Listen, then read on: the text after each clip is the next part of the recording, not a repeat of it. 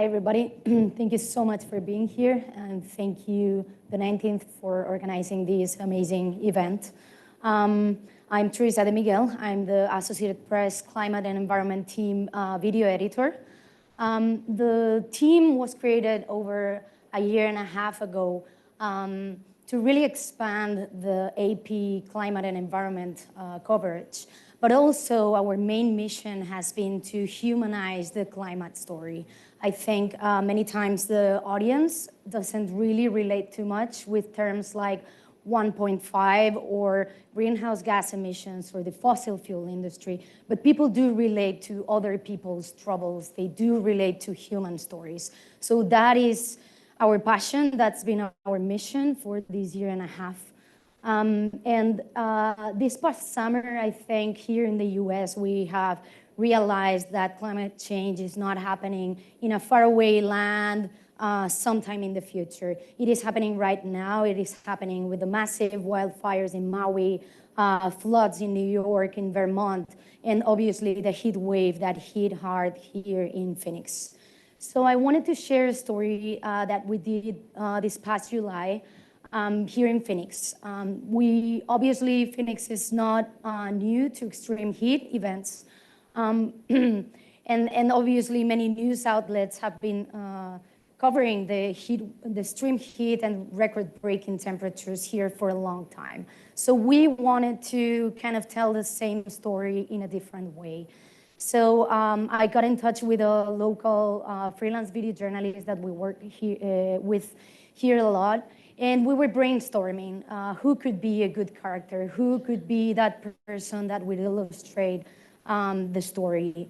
Many times news agencies and even TV broadcasters tell stories about unhoused community and how they are coping with extreme heat from afar. Sometimes you see like a wide frame of a group of people in line waiting to get water or ice. We didn't want that. I think what made this story very powerful was that we got inside the tent with Stefan, and we really followed him for a full day to really show the viewers what it's like to live through these extreme heat events. So I think that was what made this story really powerful and a little different, and really makes people to connect with what it feels like to live in the streets during the heat wave. So we're gonna see a little bit of that video right now.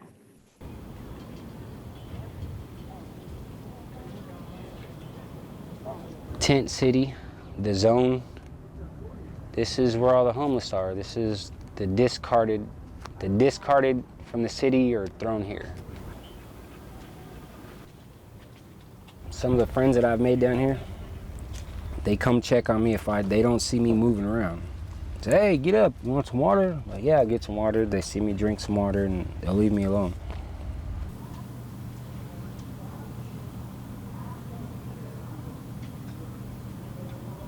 Had they not been coming by checking on me, I would have probably had the full-blown heat illness.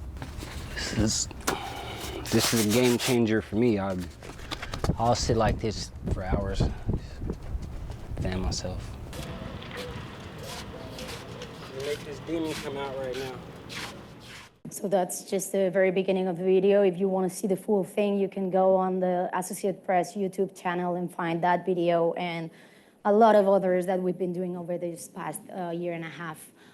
So now I would like to speak a little bit about different visual storytelling techniques that we've been trying out to kind of tell different stories and focus differently on our characters.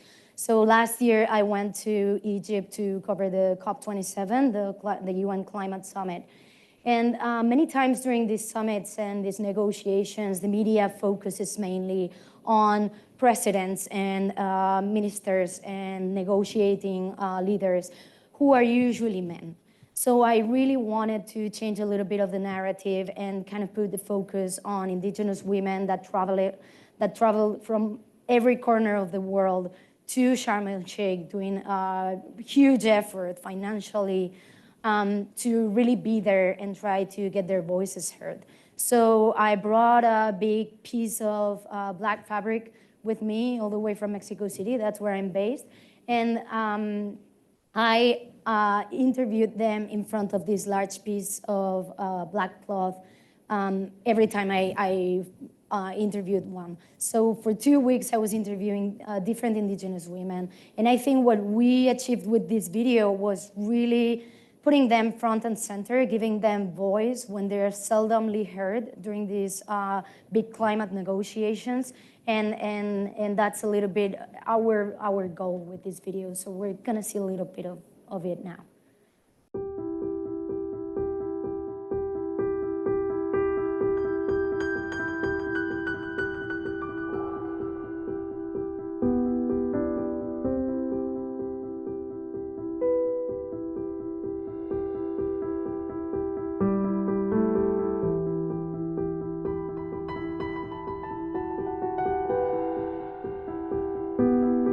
Meu nome é Anália Tuxá, eu sou cacique do povo Tuxá de Buritizeiro, estado de Minas Gerais, Brasil. As mulheres agora, elas estão se despertando. Elas entendem que ficar dentro dos seus territórios não é o suficiente. Que elas precisam sair para poder dar esse alerta para os grandes líderes, né, para os líderes mundiais, né? Mesmo que a minha voz não possa ecoar, mas que a voz de todas as mulheres venha a ecoar e mudar esse curso dessa história. I'm called Aisha Tumanu. I come from Cameroon. I belong to the Mbororo Indigenous Pastoralist community. Okay, so that was just a little bit of that video. When I studied journalism, I'm not gonna say how many years ago, I saw climate and environment stories as a small little thing that nobody paid attention to, and it was kind of seen as something not really, that you wouldn't focus your career on. And now I hope these kind of stories and this event can inspire, if there are journalism students in the room, to really focus their career on this pressing issue, which is the most important pressing issue in our time. Thank you very much.